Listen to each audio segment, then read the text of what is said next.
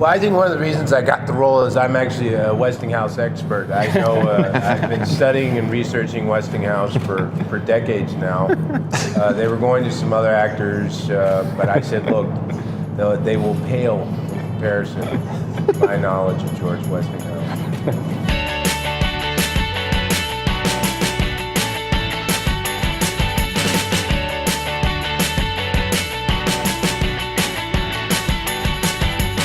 The private life of Thomas Edison and the entire life of Westinghouse, and I knew a little bit about Tesla as well, but I didn't know how the three connected in such a beautiful way.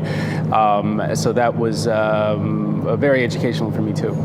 I had an associative understanding of him and incandescent light, but nothing beyond that.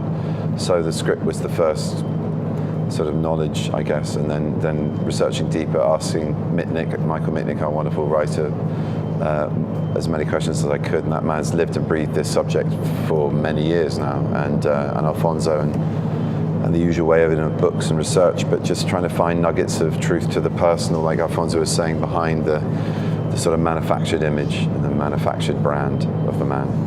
Yeah, I didn't really know too much. I knew the names synonymous with all this, but not many of the specifics. So I learned a hell of a lot about Tesla, but the person that I really didn't know a thing about was Westinghouse.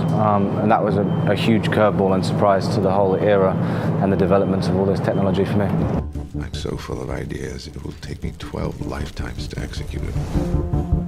I'm working on something now, something so new that the world will never be the same.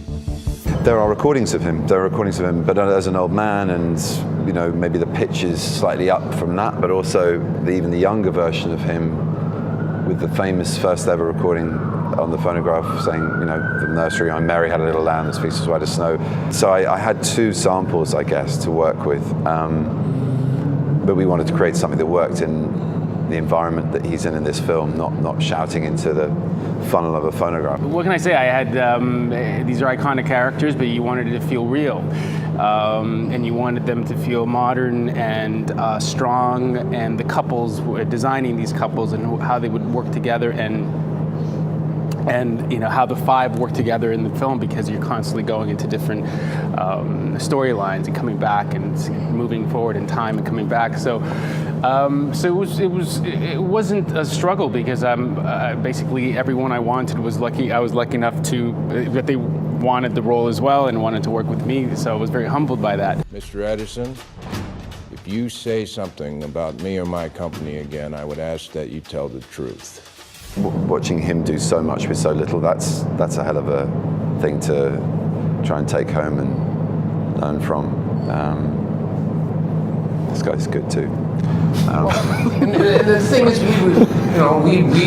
I learned a great deal. In all seriousness, I would have never known anything about this period or these people had I not done this film. So yeah, there's that as well. I think the thing you really learn, you just learn a lot about the world, you know.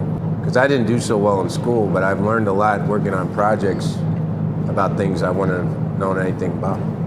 I would agree completely. That's like part of the job that I love, whether it's learning a new skill or learning a new piece of history or about a new It's like further education. Yeah, completely. I've learned a lot through that, and then working with good actors and directors each time, it's a bit of a revelation in terms of adding hopefully another skill.